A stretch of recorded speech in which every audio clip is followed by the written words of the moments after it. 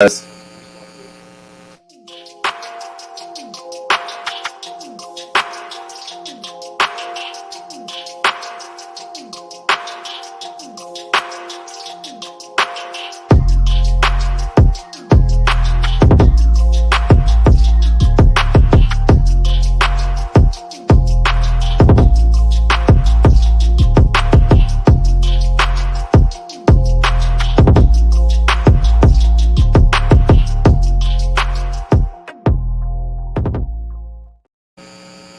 Good evening, everybody, and welcome to the Seth Joyner Show video podcast. And I know that you guys have been a little upset at me. Last year, I pretty much abandoned you. I gave you Seth Joyner, the show on TV, rather than the podcast. And you guys let me know that you just were not happy with the format. You weren't happy with the lack of interaction. So we're going to do it this year all over again. We're going to jump into everything Eagles. This is a Talk to 'em Tuesday, so I don't have any guests. It's just you and me and your questions for the next 60 minutes. So let them fly, let them rip. Comments, commentary, whatever you want to bring it. And I'm going to answer your questions. We're going to talk about the excitement. The excitement is palpable when you talk about this Philadelphia Eagles football team. And, you know, the fact that they came 3 points away from a parade down Broad Street, 3 points away from a second Super Bowl victory. And, we'll talk about it all. I mean, I want to start there and work our way forward because, there's a couple of things that I'm pretty pissed off about. The National Football League and what they did with that field to begin with. And I know a lot of people are going to say, stop complaining. But you guys, my view is here, we haven't had yes, both teams had to play on the same field. Okay. But the great advantage, in my opinion, was for the Kansas City Chiefs because the Eagles' defense was predicated solely on their pass rush and their front four.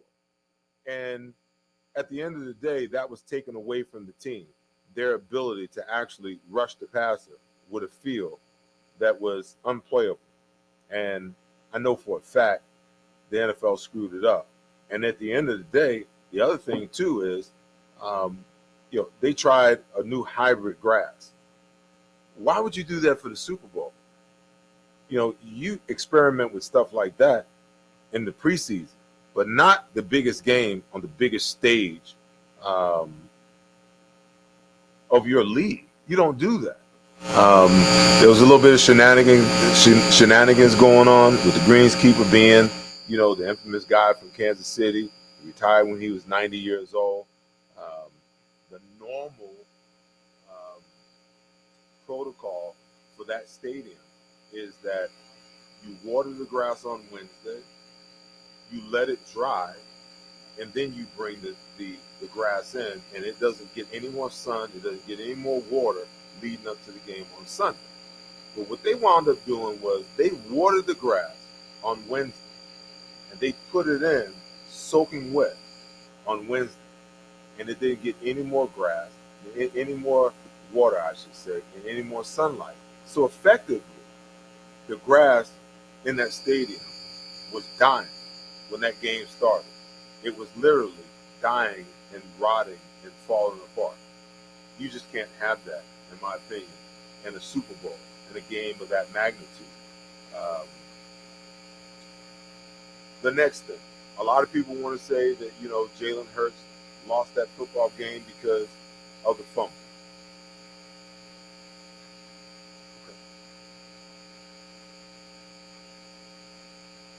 Sorry, guys, having some technical difficulties. Stay there. Be right back.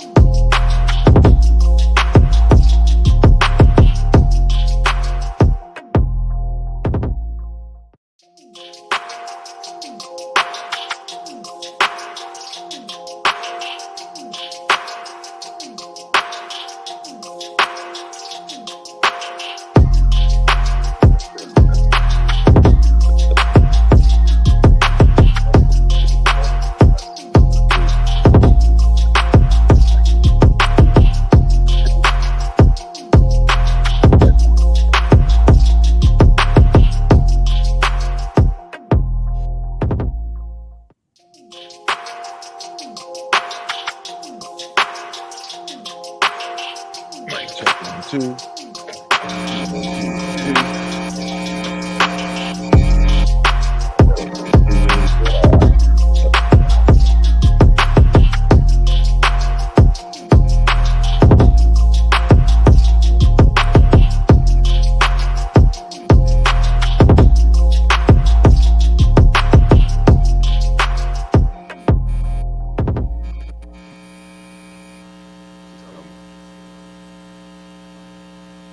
All right, guys.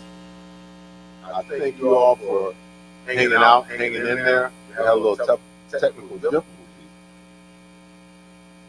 Okay, a little bit of technical difficulties, but I appreciate you guys hanging in there. Okay, let me jump right back in where I left off.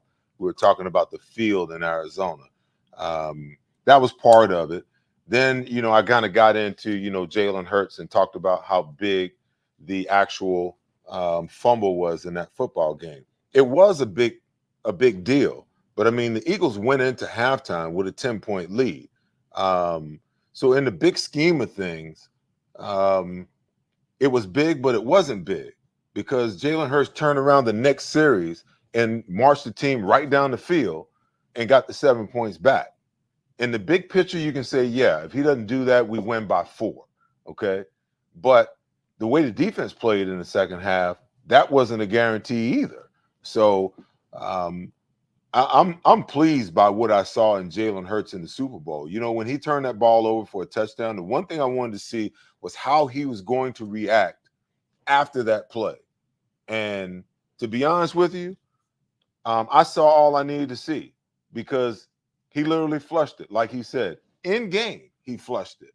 And then he turned around and came back out on the field and took control of that football game and played one of the most magnificent games you'd ever want to see.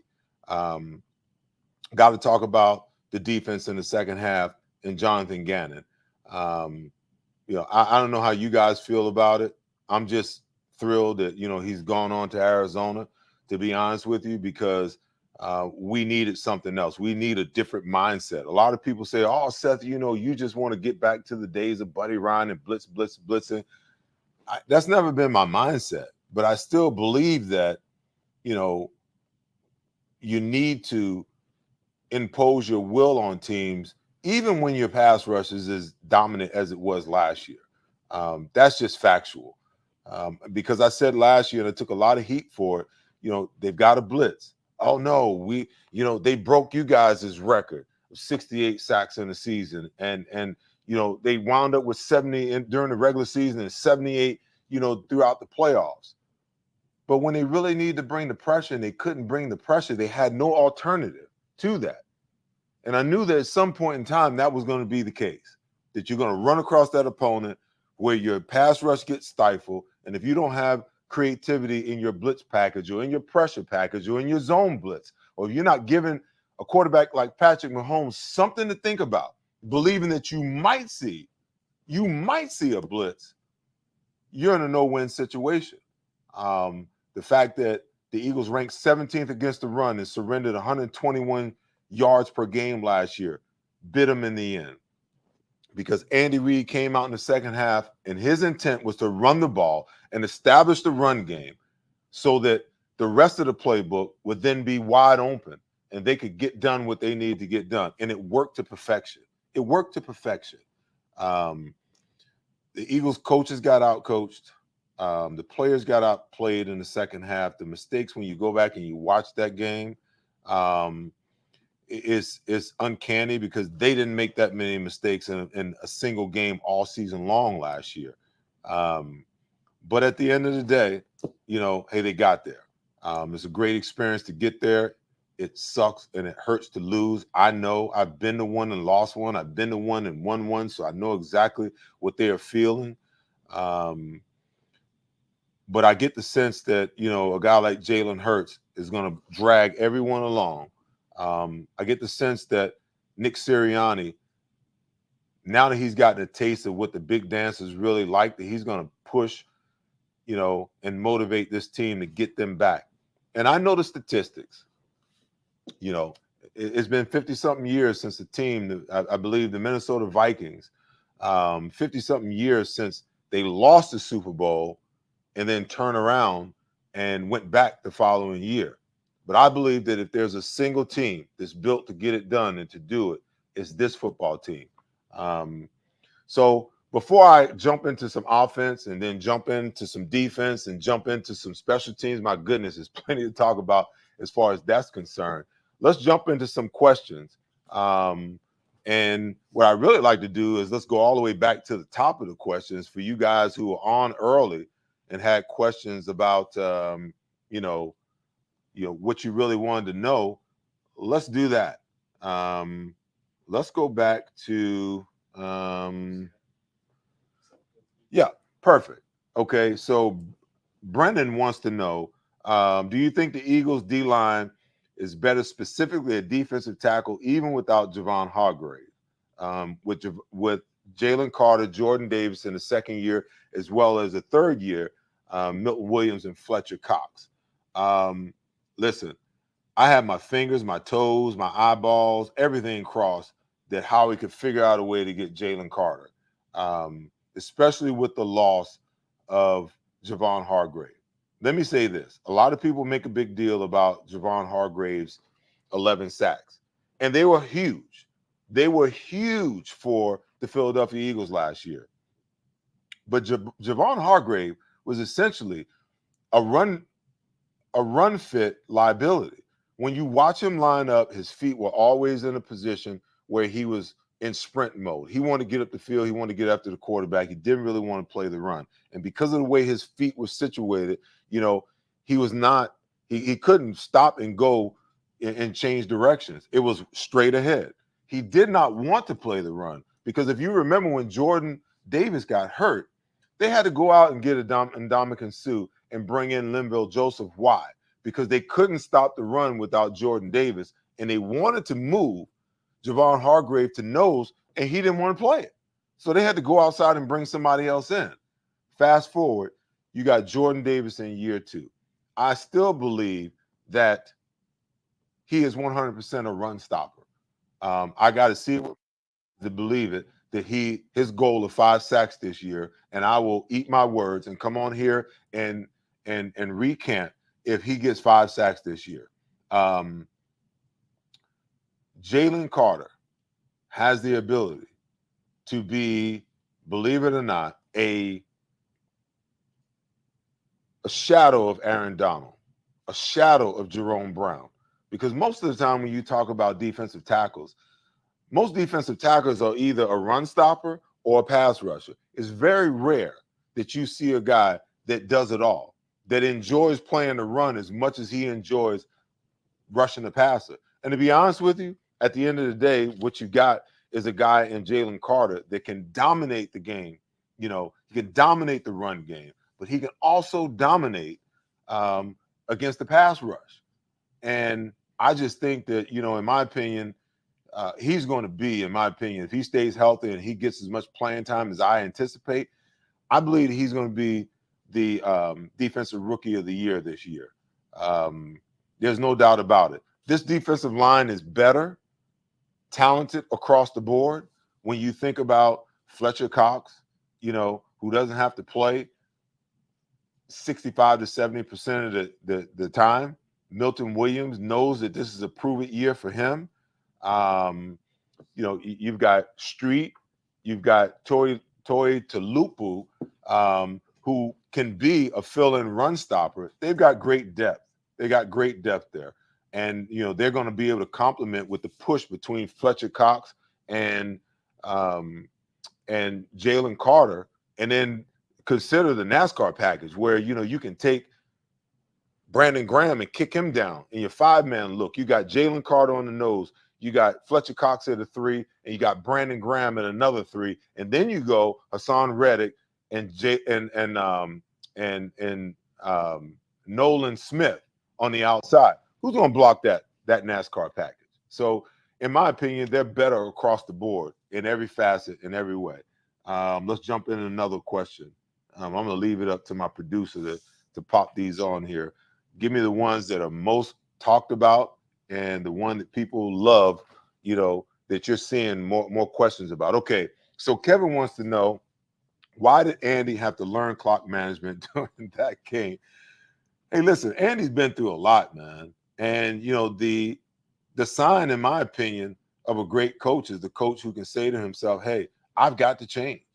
The failure to want to change and the failure of the ability to change um, is just a sign of a coach, who will never win anything. And he Reed's won 2 Super Bowls now, 2 in 3 years, I believe it is. And a lot of that is because he's learned how to not only manage the clock, but he's got a bona fide first ballot Hall of Famer at quarterback.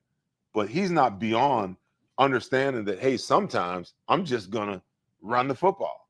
You know, he'll come out and run the football. Now, where in the past, he just had Donovan stand back there and just throw, throw, throw, throw, throw. Um, so listen, you can't begrudge him, for being able to make the change and being able to adjust as he's gotten older as a coach. I get it. I feel your pain that had he done that here, that we probably would have been able to have won maybe 1 or 2 more Super Bowls during his era. But hey, it is what it is. Let's keep it moving. Next question. So Sean Young, oh my dude, Sean, how you doing, man? Always good to have you on. Thank you for your support all the time, man. By the way, I'd like for you guys to hit that like button.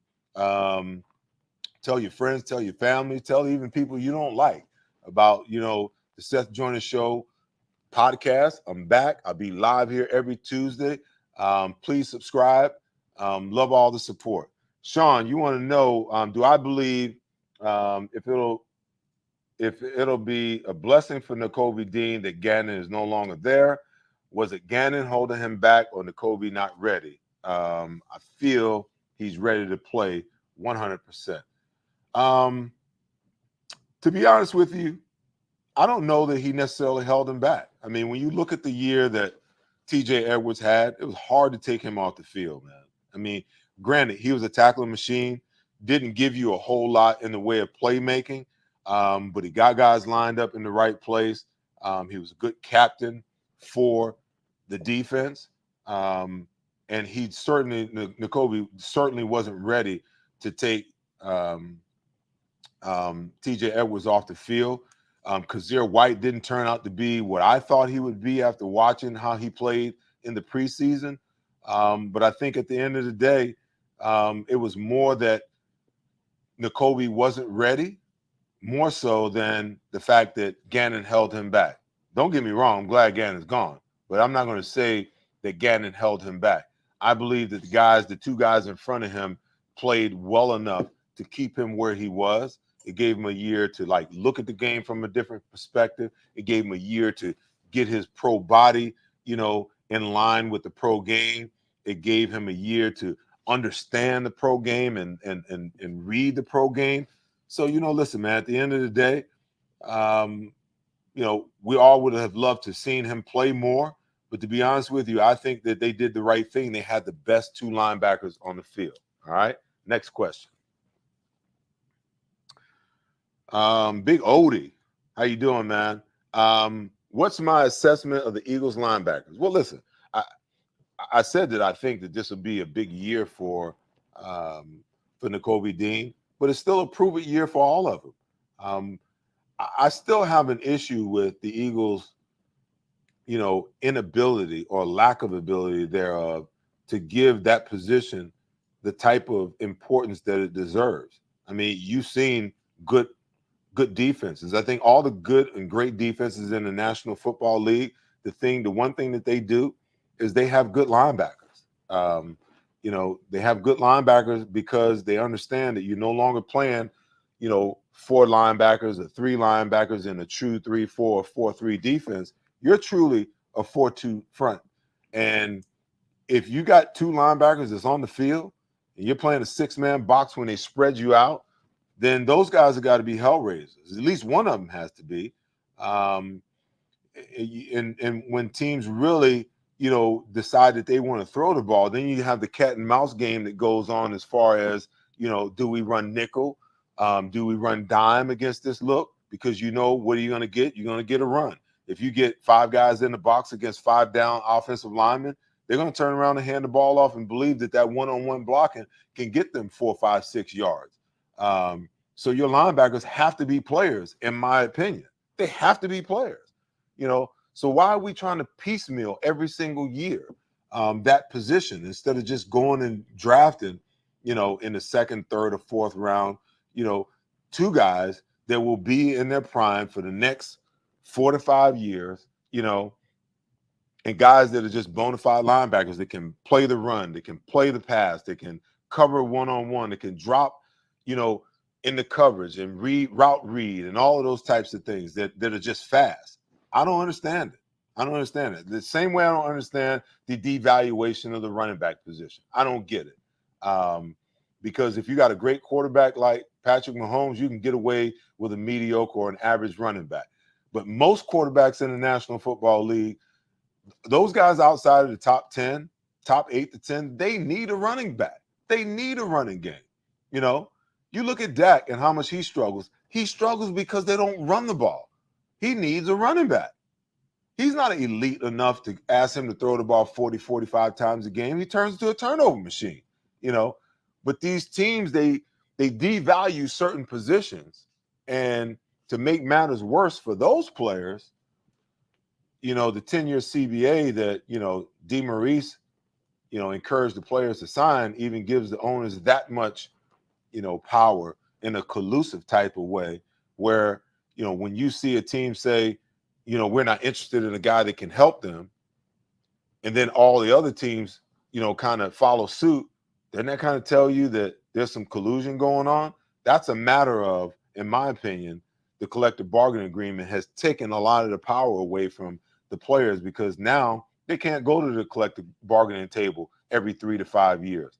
A lot of these players won't see this collective bargaining agreement expire.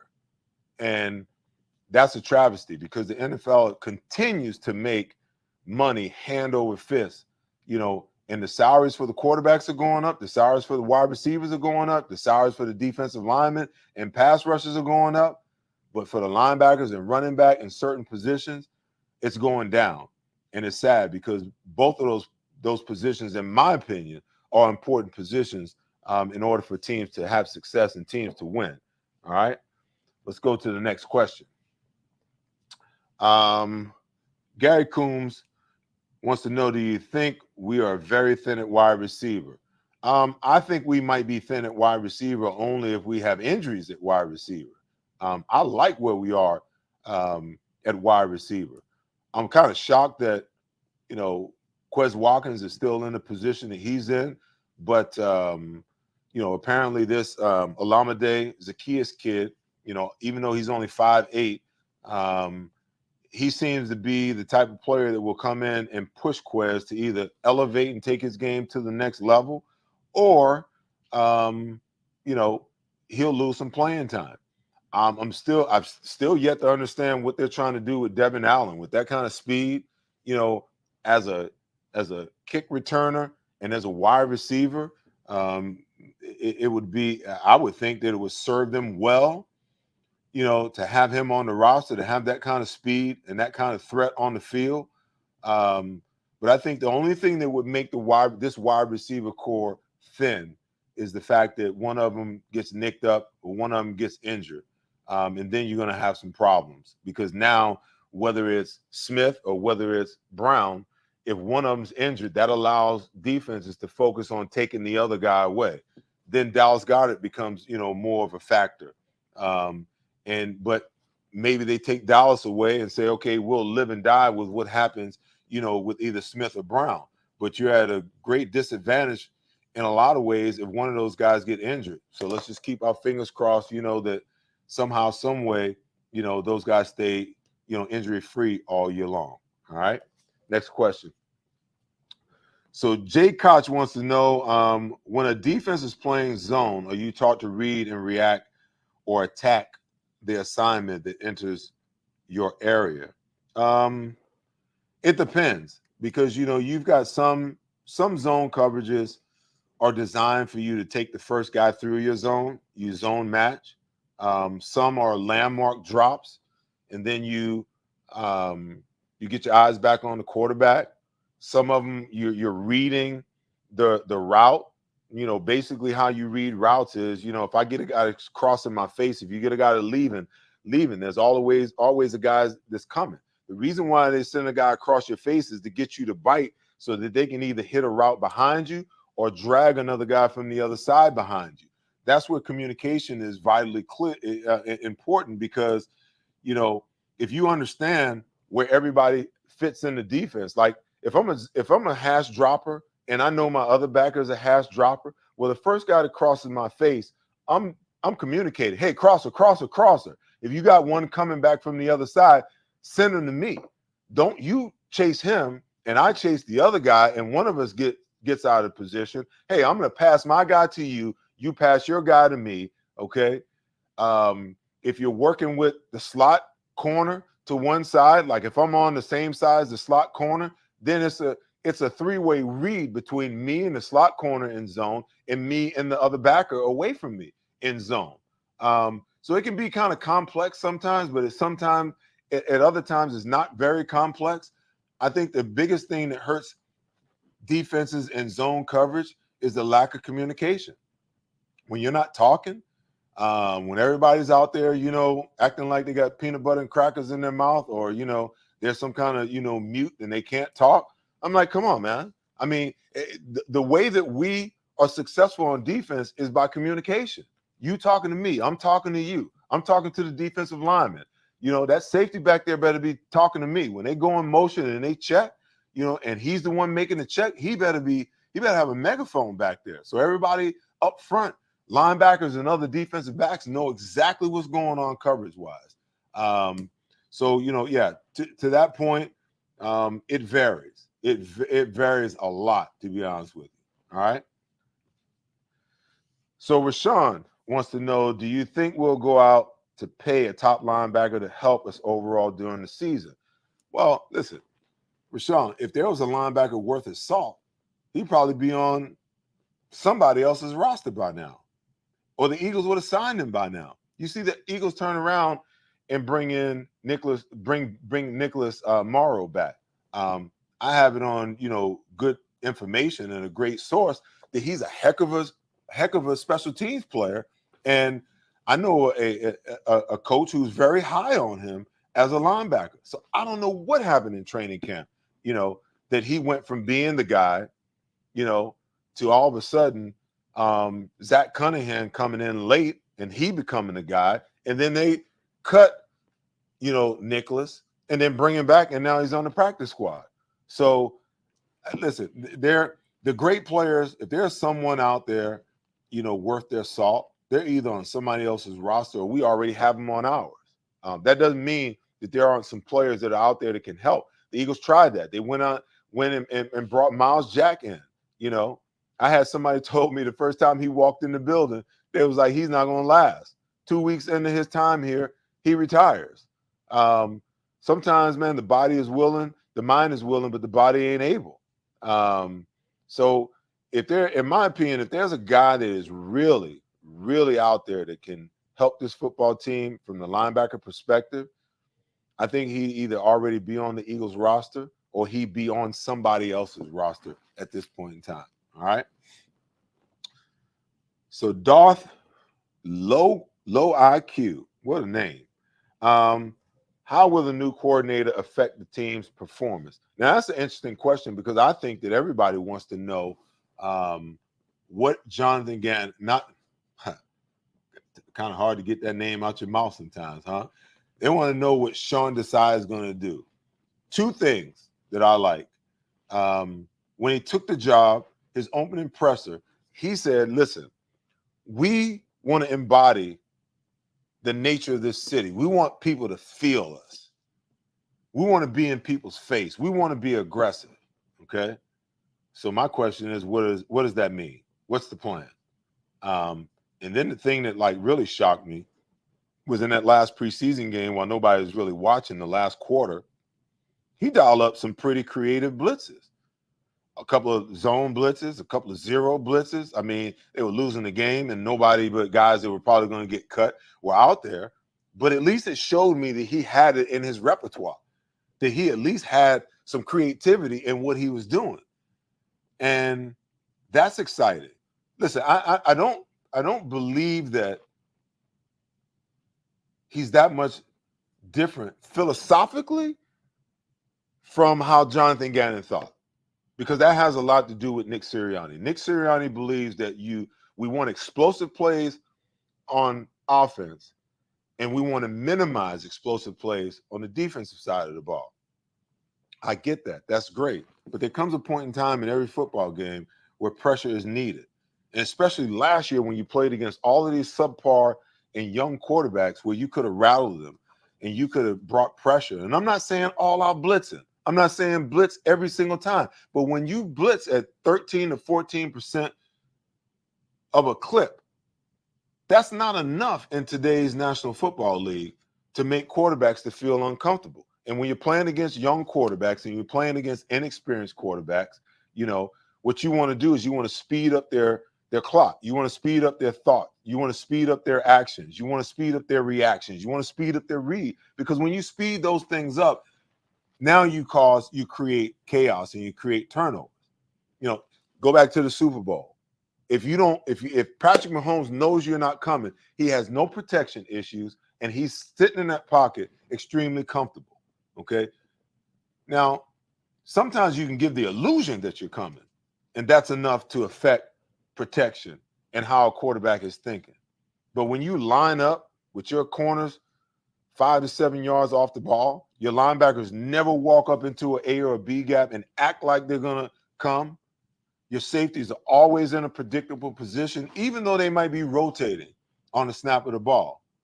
The problem is when you don't give quarterbacks something to think about and you allow a guy like Patrick Mahomes to get a pre-snap read in the biggest game of the season, he's going to hurt you.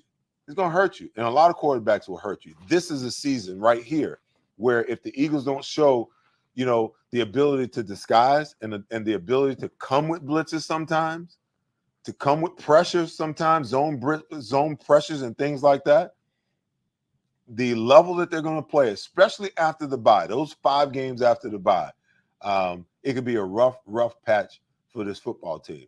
So I don't know what Sean Desai is going to be. I don't know what his philosophy is.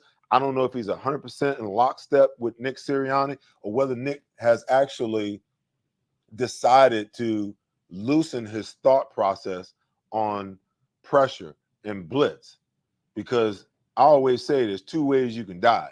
Okay, it can be death by 1,000 cuts, or it can be one stab to the heart. Truth is, you're still dying, one way or the other. I'm more in the camp that I'd rather take my chances trying to make something happen and die fast than to sit back and have to live with a slow death all season long, because that's what we watched, in Jonathan Gannon. And that doesn't mean that, hey, the defensive line didn't have a great year. Listen, Brandon Graham, double-digit sacks in his 13th year. Josh Sweat, 11 sacks. Javon Hargrave, 11 sacks. Fletcher Cox, 8 or 9 sacks. Hassan Reddick goes without saying. That's all fine and dandy, but I can promise you right now that this football team is not putting up 70 sacks again. They're just not doing it. That was an anomaly. The same way that 27-2 with Nick Foles was an anomaly. You'll never see that again, in my opinion, because if it was that easy and people were able to do it that often, you would see it more often. That 68 sacks in a year, we did that back in the 90s, man. Here we are as 2022 before the Eagles actually break that record again, So you understand how special that was, but you also got to say to yourself, hey, let's be realistic here. There are times where you got to play it close to the vest. There's times where, you got to be conservative, but there's also times, where you just got to, like Devontae Adams, like Devontae Smith says, sometimes you just got to let them hang, man. And you got to tell guys, hey, button up, knuckle up, man up out there on the corner. Get your guy, knock down your guy. We got to do this to make things happen. Just the way it goes. All right. Next question. Okay, about them birds wants to know, how big a drop-off do you think there will be from Hargrave to Carter, and how long till Carter gets up to speed. To be honest with you, I already believe this an upgrade. And he doesn't have to go out there and get 11 sacks this year, because I think he's going to be extremely dominant in the run game. But I'm really excited to see what it's going to look like when the Eagles have a lead and you get to turn this defensive front loose and watch him pass rush. He's just a special player. He is a really, really special player. And I don't even think it's close. I think that he brings something to the table that the Eagles haven't had, since Jerome Brown. And Fletcher Cox has been good over the years, but he certainly hasn't been a Jerome Brown. And he certainly hasn't been on the level of Aaron Donald. And I think that this kid, if he commits himself to being the player that he can be, working out, continue to get better, keep your nose clean, do the right things, master your skills, master the game, prepare. I think he's got an opportunity to be one of the greats. I think he's got an opportunity to be one of the greatest defensive linemen that we've had in the history of the Philadelphia Eagles. All right. Next up, Sean. Here you go again. What's your opinion of Cam Jurgens stepping up to start and playing alongside Kelsey and Johnson? Obviously, he received high praises from Kelsey pre-draft on bringing him in. I don't ever say what a player can or what a player can't do until he proves to me what he can or he can't do. I don't think he'd be starting if Jeff Stoutland and Nick Sirianni didn't believe that he had the chops to be the starter. He's got some big shoes to fill. Isaac Seumalo, for the most part, was a very, very good, good lineman during his time here.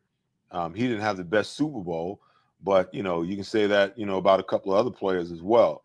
I think at the end of the day, he's got so much experience around him. He got a vet on each side. He got a perennial Pro Bowler on both sides. Got Lane Johnson at tackle, and you got Jason Kelsey at center. So they're going to be talking to him and communicating with him, the entire way.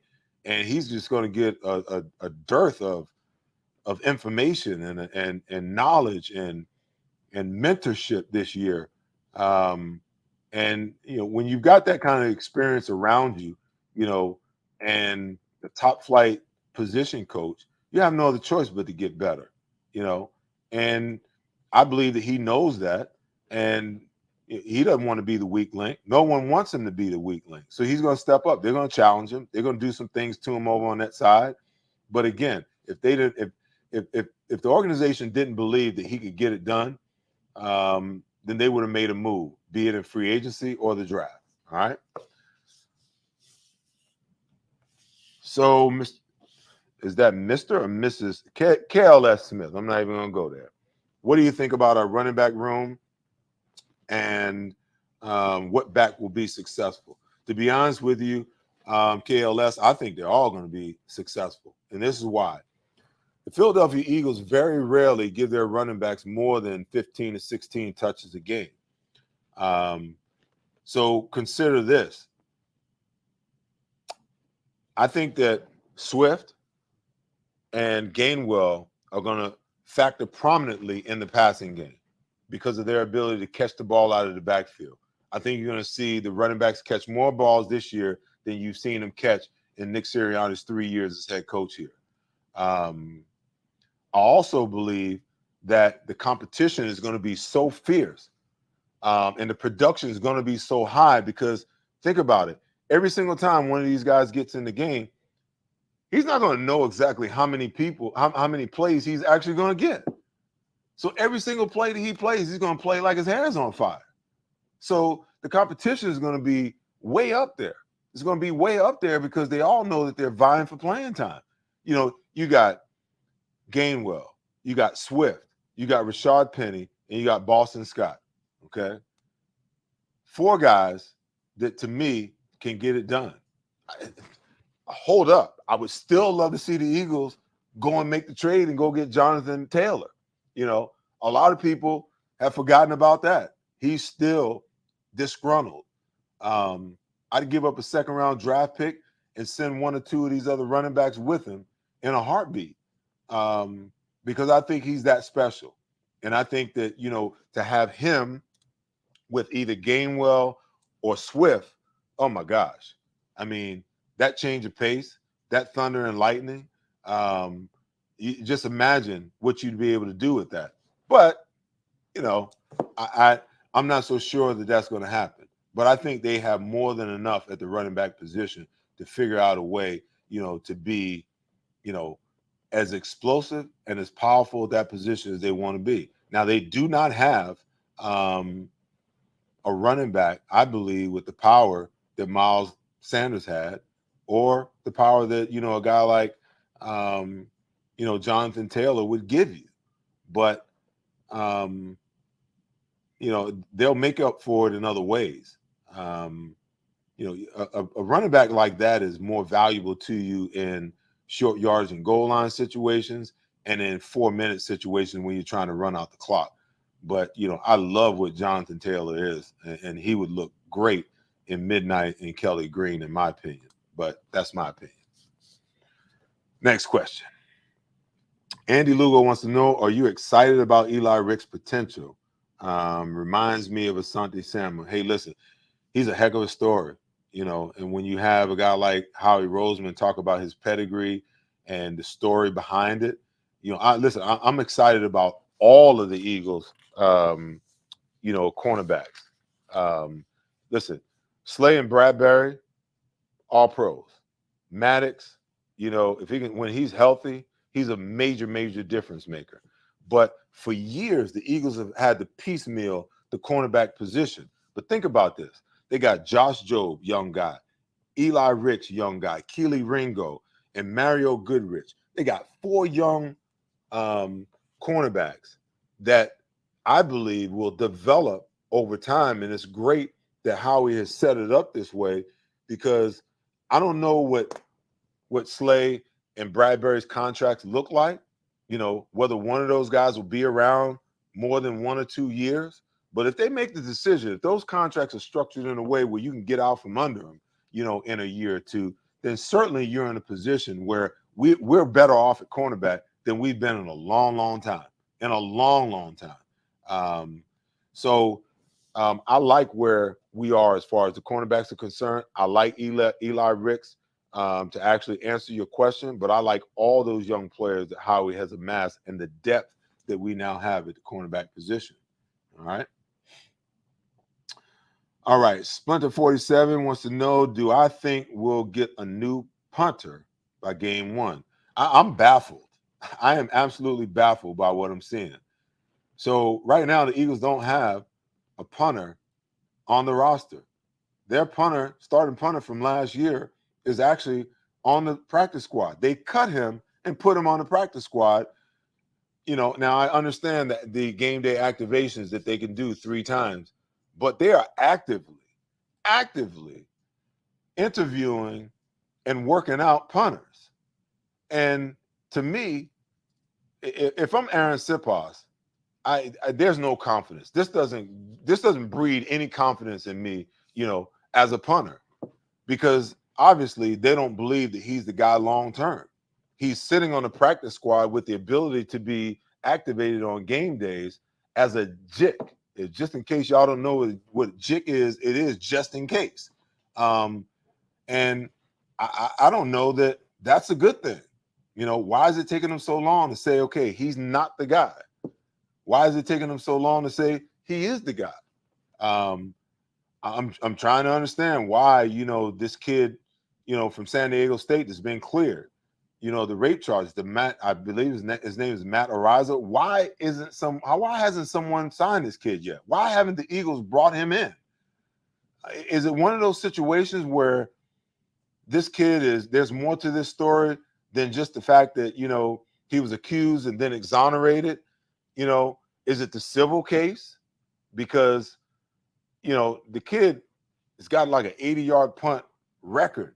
I mean, he's supposed to be the next coming of Ray Guy coming out of college. And here he is cleared, and he's not on anybody's roster. The Jets brought him in and looked at him, but that was about it. So what's really going on behind the scenes? That's him.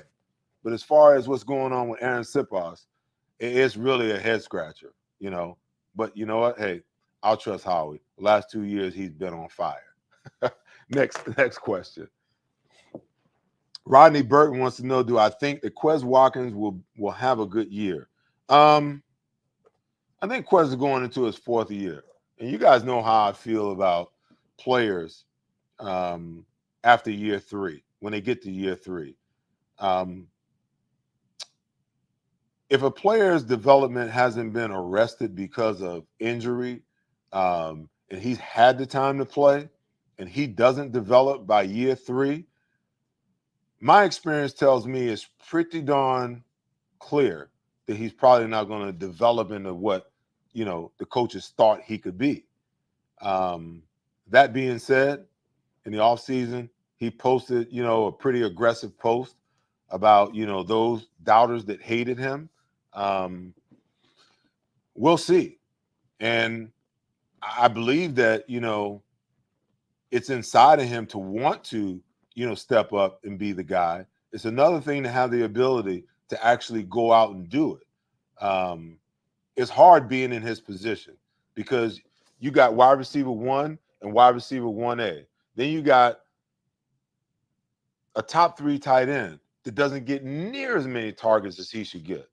Like, I believe that Dallas Goedert could be the number 1 tight end in the National Football League if he got enough touches. When you're only getting 4 or 5 targets a game, that's not enough to even affect the game the way that you need to affect it. You look at a guy like Travis Kelce. Yeah, he's dominant because he's going to get 10 to 12 touches or targets every single game. Every game. And then you got Quez Watkins, who's like the 4th option. And in a lot of situations this year, he might even be the 5th option because of DeAndre Swift and Kenneth Gainwell. And a lot of times when guys aren't professional in their approach, they get a little disenchanted. And they say to themselves, well, they're not coming to me anyway, so I don't have to go 120 miles an hour. And right around the time where you decide to not go all out is the time that Jalen Hurts will throw you the ball. And because you haven't been involved, what's your natural inclination is to like press and stress. Oh, the ball's coming to me. I haven't had one all game. I got to make this catch. And then what do? You turn around, your hands are, propped up the wrong way, and you drop the ball, and everybody goes, there goes that guy again, So I don't know. We'll see. But I do believe that, this will be his last hurrah if he cannot get it together this year right here. You know what? Let's take a break. Got something new for you guys this year. I got some commercials. So we're going to take a quick break, run through 2 or 3 commercials, and then I'll come back with a little more commentary, and then we'll wrap the show up with a few more questions, all right? We'll be back in a sec. When you open the BetParks app, you're in the zone. Winning is always a rush, but the money is in the moments. It's the confidence and underdogs covering, the tension before a clutch turnover, and the pride of a parlay paying off. It's another chance to win big with all-day action. Plus, win your first $10 bet and get $125 in sports bonus bets. You play for fun, you love to win. You bet. BetParks. If you understand that success is built on trusted relationships and dependable performance, Mid-Penn Bank is the right bank for you. We're on a mission to prove that the right bankers can make a big difference. We work harder, we get things done, and we're in your corner. With financial centers strategically located throughout the greater Philadelphia region and new locations in central New Jersey, we're ready to bring you the best in commercial and personal banking. Call or visit us today to connect with a professional Mid-Penn banker. Member FDIC. Go Eagles!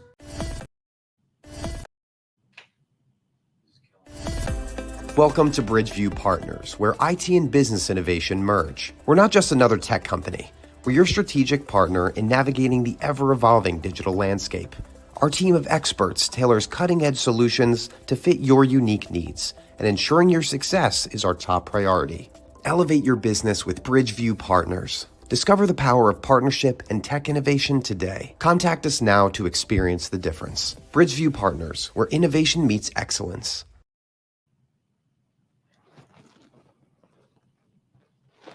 Welcome back, guys. Hey, listen, bear with us. This is week 1. We got some new technology, some new things going on. I got a new producer. So we're working out the kinks. But by next week, we'll be rolling strong. trying to create the best product that I can possibly create, for you guys in the show. Let's run through, the offense and the defense a little bit, and special teams before we jump back, into some more questions. You know, Jalen Hurts got his bag, 5 years, $255 million.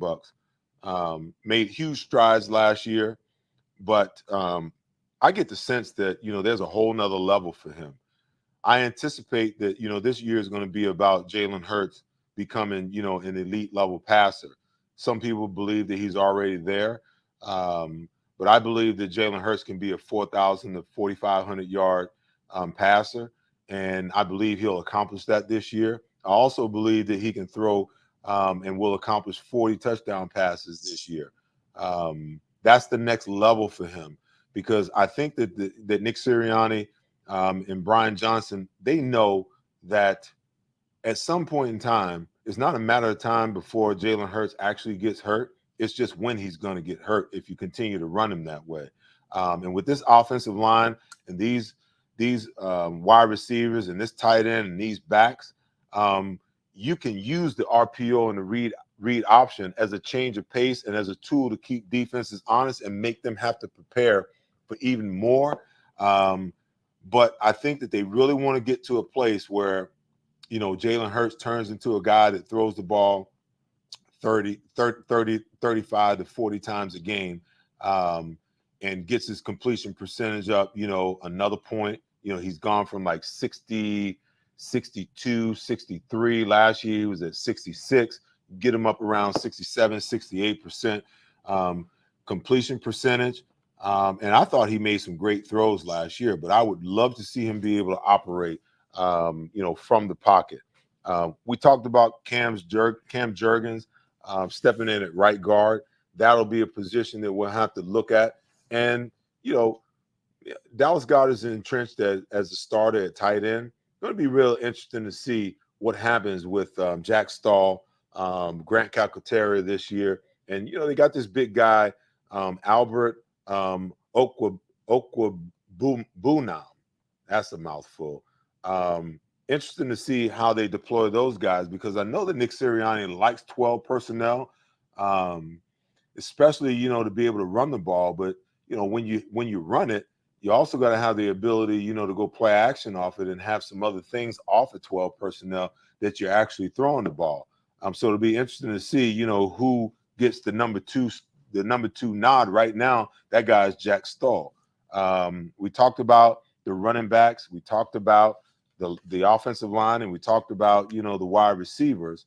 I believe that, again, I really do believe that Omale Zacchaeus will push Quez Watkins all season long to either step up or step off. On the defensive side of the ball, I'm really curious to see what's going to happen, with this defense and Sean Desai. At the end of the day, none of these players have played. You guys know how it is the first 4 games. It's almost like preseason watching them.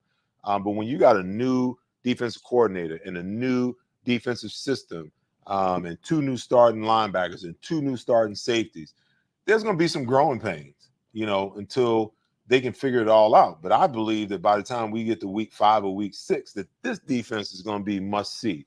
You think about it. Fletcher Cox, Davis in the 5-man front, Carter, Williams, Contavious Street, and again, Marlon Tuipulotu. And then this other guy, Mauro Ojomo, that made the roster.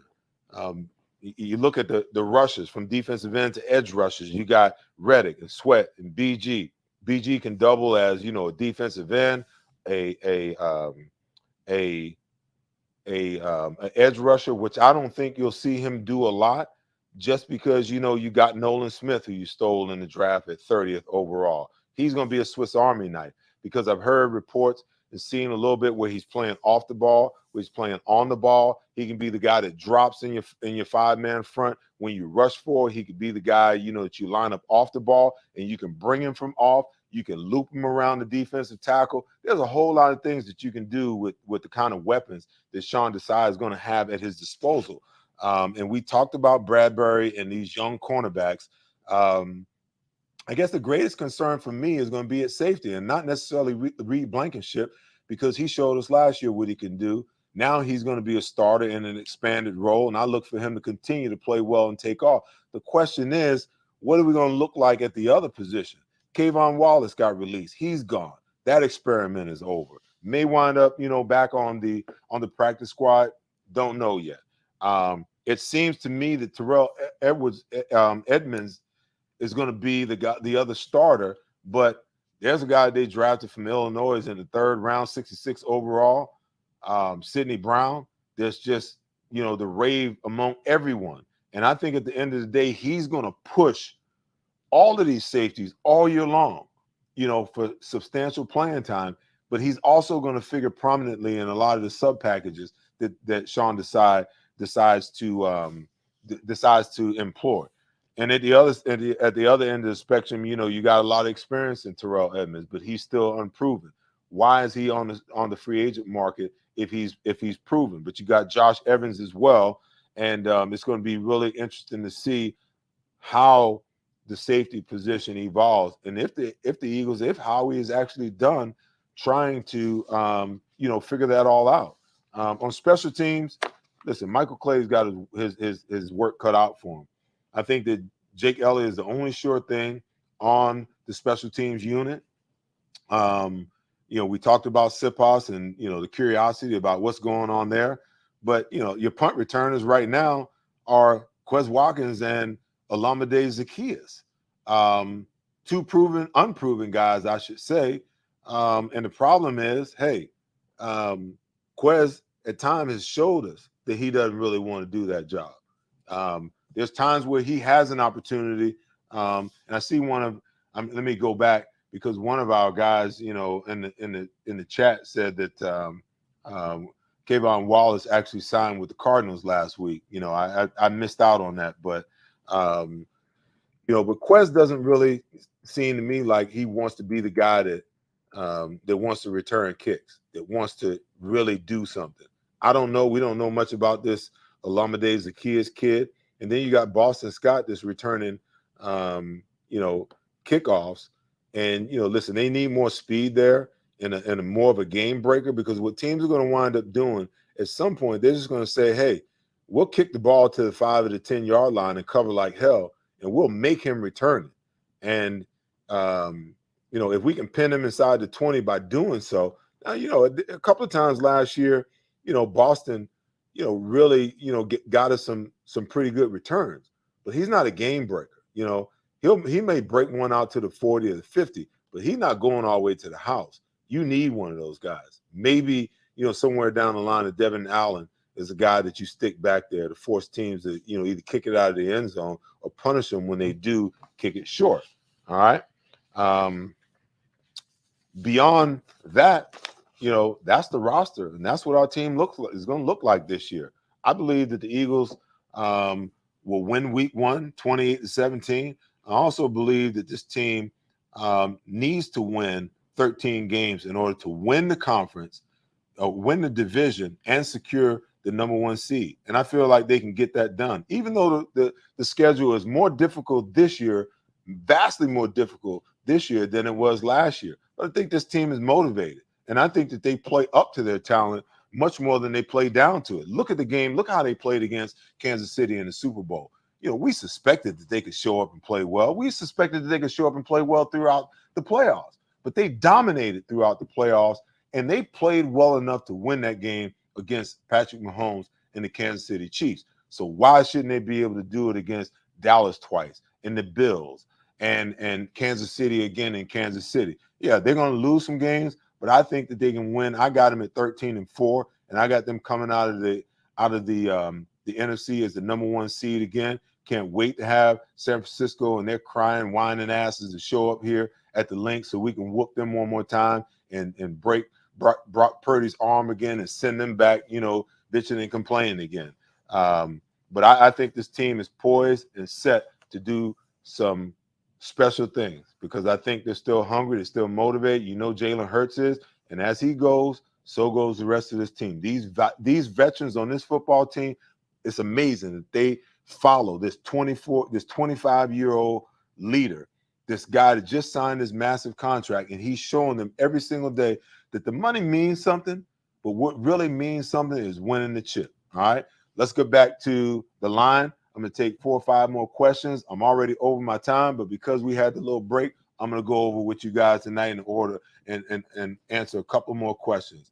So Linda Conyers wants to know, we welcome your analysts of the game, highly respected. Thank you. Are there any concerns of weakness in the defense significantly, anyone we should be aware of? Well, the defensive line is and is meant to be the strength of the football team. I don't think we have any weaknesses, at the cornerback position or the slot corners, as long as we stay healthy there. My greatest concern for weakness will be the linebackers, and can they prove that they can step up and be better than we was against the run last year, but at the same time be good against the pass, and who that next guy is going to be at safety that's going to line up next to Reed Blankenship, communicate with him, and play at a high level, because they're going to go after those positions. Teams are going to come in and test us against the run. They're going to see whether we can stand up against the run. We're going to test those linebackers with the double teams on the 2-3 techniques, and whether the linebackers can get up and get in the gaps, and take the double teams off and allow the defensive linemen to do what they need to do. And they're going to test the eyes of young safeties.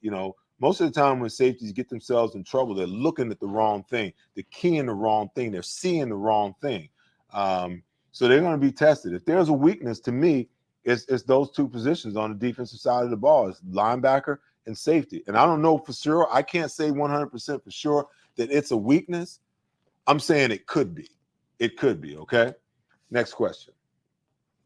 JM wants to know, do I foresee Van Summeren being a starter by next year? Hey, listen, who knows, man? I mean, who knows whether he's actually going to get the playing time that he needs. You never know with injuries and things of that nature. You just never know. I mean, it's a question worth asking, but it certainly is a question that, I can't answer because we really just don't know until he gets enough playing time to say or see that, he can be the guy. Okay. Let's get 2 more before we get up out of here. JD Koch wants to know how much of a leash they keep on Jalen with audibles, or do you think it's all systems go? I don't think he's had a leash on him since he became the starter last year, to be honest with you. And I find it hard to believe that he had one this year. I had a great conversation with Ray Didinger. Ray Didinger is going to be on the Seth Joyner Show on TV. By the way, that airs tomorrow night at 11 p.m. on PHL 17. It'll also be on NBC Sports Philly multiple times. And even though we're doing the podcast here, you're still going to be able to find it here. I'll post it at the end of the week. But Ray Diddy is on the show with me this week. And we kind of talked about, can you put that question back up one more time? We talked about, I just lost my train of thought. That's why I need to see the question again. Somebody throw it up in the comment box. I clearly lost my thought. Jalen Hurts. Got it. Jalen Hurts. I was talking to Ray about it, and I said, listen, what people don't understand about Jalen Hurts is that when you call read option or RPO, it's all Jalen. It has nothing to do with the coach, because every decision that's made, he has to make it in a split second. He's been masterful at it. Whether you hand it off or whether you keep it or whether you pull it and run, that's all in his reads. So when you're in that, he's running it. Those are basically audibles in play, because when the linebacker steps up and he sees him steps up, he pulls it and he throws the ball right by his ear on the slant to A.J. Brown. That's all Jalen, and that's all A.J. Brown. As far as audibles are concerned, in order for him, like I said earlier, to take the step to the next level, becoming a prolific passer, I think that he has to have the ability to stand at the line of scrimmage and look at the defense and say to himself, man, we've got to check against this play. and because we think we can hit a big play when we get this look and make the check and execute the check and make the big play. I think it's necessary for him to do that. I don't think that, great quarterbacks, and if he's going to ascend to the elite level quarterback and the great quarterback that we all think that he can be, that he's got to be able to do that. He's got to be able to identify those plays where when they give him a look, he can check it right now and attack the weakness that check is set up to be able to attack. So I don't look for them to put a leash on him at all. The only leash I want to see on him is I want to see him run the ball less. And the only way that he's going to be able to run the ball less is that they're going to have to play a little more conventional offense, 12 personnel, 3 wide receivers, 4 wide receivers, where he's standing in the pocket, he's protected, he's reading the defense, he's taking what the defense is giving him, and he's taking his shot downfield when the opportunities present itself. Not forcing it, but they're also running the ball enough to, make the defense believe that, they've got to defend it. That also creates opportunities down the field. So, no, I think that he's all systems go, and I look for him to, take his game to another level, not only in the passing, but in every facet. Last question. JM wants to know, what will Matt Patricia's role be? I don't know. No one knows. He's an advisor, and only time will tell. We'll never know. Only the players and Nick Sirianni will speak to, what he means to how this defense comes along. And, maybe he's an insurance policy, because if Sean Desai sets this thing on fire, if these guys come out and tear it up, you have another situation all over next year, when the coaching carousel starts up all again. He could be out of here like Jonathan Gannon.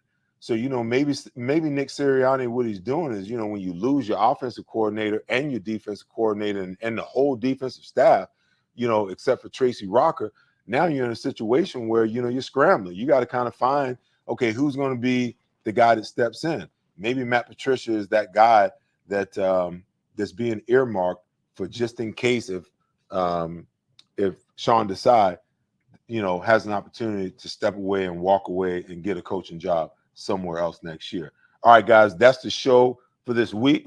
I want to thank all my sponsors for supporting me. Glad to be back, in the wheelhouse with you guys. I'll be here every Tuesday.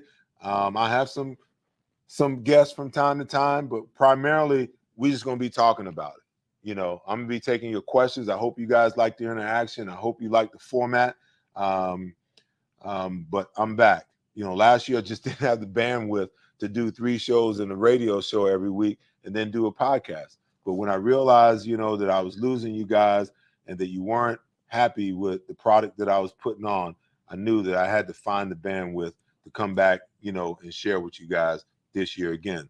I want to thank Bet Parks. They stepped up. They are the presenting sponsor for the Seth Joyner Show video podcast this year. And I want to thank them, and I want to thank you guys, thank all my sponsors. Listen, as always, you know how it goes. You guys, be nice to each other, be good to each other, but most important, make sure you love each other. I will see you guys right back here next week. We will break down the Eagles' victory, hopefully, against the New England Patriots, and we'll look forward to those Minnesota Vikings marching in here on Thursday Night Football as we open up at the link. All right? See you guys next week. At Revolution X, we know that fortunes are made in times of uncertainty. Are you selling your investment real estate? Are you interested in deferring your tax with a 1031 exchange? At RevX, we're experts in 1031 exchange planning and the use of passive real estate options using DSTs. Not in the midst of an exchange and want to invest in real estate but don't know where to start? Revolution X has institutional grade real estate options for any size investor right now. Set up a consultation at RevXWealth.com. RevX, defer the tax, maximize the gain. At Mandrecchia Law, we win big personal injury cases, but we always tell our clients up front that those cases almost always hinge on how much insurance coverage people or companies have. At Mandrecchia Law, we don't sell insurance, but we're experts at helping our clients make sure they have the right insurance to protect their businesses and families. Do you have the right insurance? Most people don't. For a consultation, visit mmattorneys.com or call 610-584-0700. Mandrecchia Law, aggressive attorneys who get the job done. This is Seth Joyner, top analyst for the Birds. I've also analyzed the best auto dealerships, and I drive a Davis Honda. Fall into savings at Davis Honda. Over 300 cars available. And right now, get rates as low as 0.9% at Davis Honda in Burlington. Plus, you'll get 2 years of free oil changes on every new and used Davis Honda vehicle. See why Davis Honda continues to win outstanding awards for sales and service, including the highest award from Honda, the President's Award. Get to Davis Honda in Burlington. Fall into savings at Davis Honda. JP Mascaro & Sons is a family-owned, locally operated solid waste service company in business for over 60 years. You've seen the red trucks with the blue elephant that symbolizes strength and reliability. Mascaro is different than other national brands. Like the Birds, Philadelphia is home. They'll take care of all your waste removal needs. They have it all: an experienced workforce, state-of-the-art equipment, a cutting-edge recycling center, and their own disposal facilities. Call 888-MASCARO or visit jpmascaro.com.